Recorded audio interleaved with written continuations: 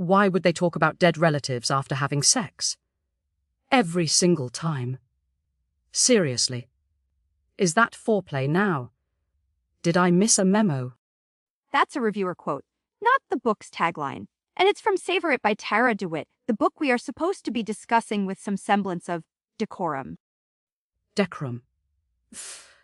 This book is about a woman who collects stray animals in a town called Spunes. Spunes. And fake. Dates a chef who looks like a sexy, sad boy, modern pirate. Decorum left the building when they named the town. Probably sailed away with Captain Mopey.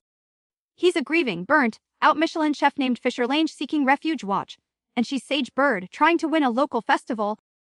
By pretending to date Captain Mopey, to stick it to her ex.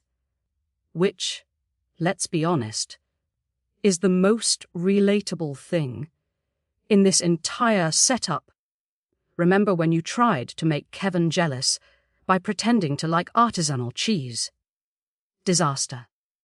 Just like your take on that terrible poetry collection last month. We are not relitigating lyrical musings on damp concrete. And Kevin loved artisanal cheese. Fisher is complex. He's dealing with loss, raising his angry teenage niece, Indy. Oh, the niece. The one reviewers said was basically furniture. Great character depth there.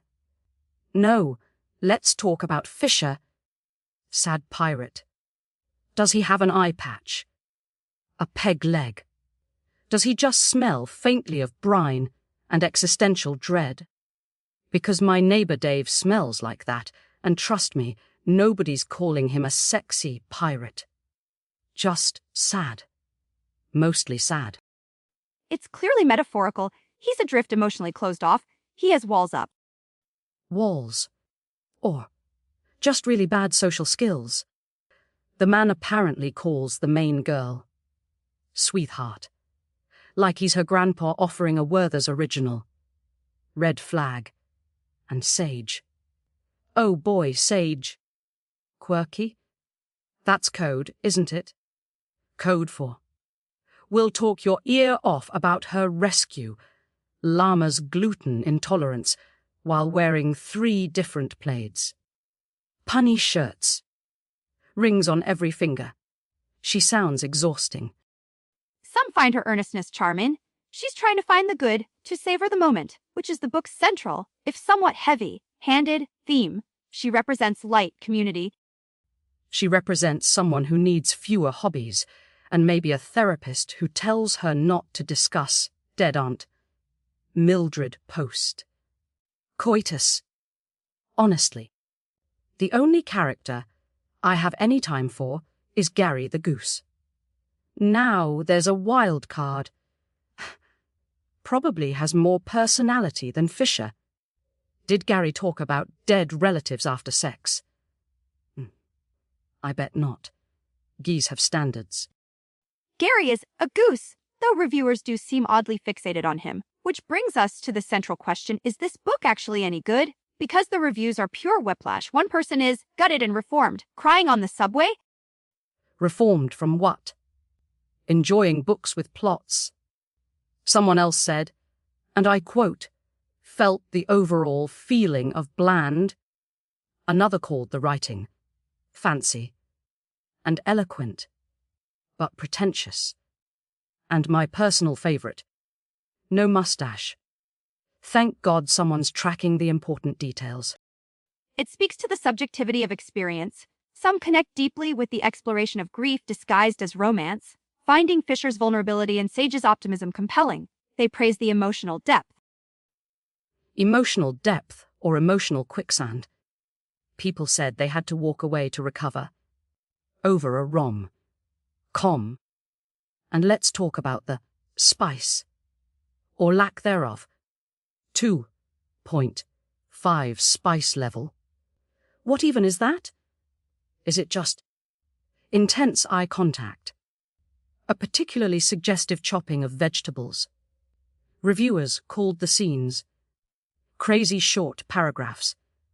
It's like build, Build up, build up. And then the author just writes. And then they boned, briefly. Afterward, Sage mentioned her departed hamster. Literary blue balls. Romance isn't solely about explicit content. It's about connection, intimacy. Yeah. Save it for your NPR audition tape.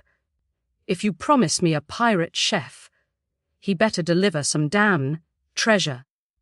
Not just mope around and talk about his feelings before, during, and apparently immediately after the main event. It's false advertising. What if Sage were a sandwich? What kind would she be? What? That doesn't even. She'd be maybe something overly complicated from a hipster deli with too many ingredients, edible flowers, served on gluten-free bread that falls apart. See? Exhausting. I rest my case.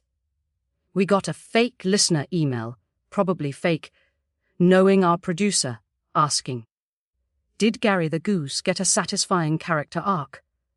Honestly, probably more satisfying than Fisher's. Okay, wrap-up time before you compare Fisher to a moldy bagat. Final rating. I'm using our patented emotional baggage scale. I give Savor 6 out of 10 unresolved childhood traumas. It tried for depth, but the landing was shaky, like Fisher's career. Weak. I'm using the Goose Honk approval meter. I give it 2 out of 5 angry honks. Points for Gary, points for the sheer audacity of Spunes. But deductions for the post, sex grief counselling, and the pathetic spice level. Read it if you want to feel vaguely sad, but aren't sure why. So completely contradictory as usual. That's why they tune in. Next week, folks, we're tackling the sentient stapler of Sector 7G. Sounds riveting. That can't be real. Until then, you've been listening to Heartbook Radio. Try not to talk about dead relatives inappropriately.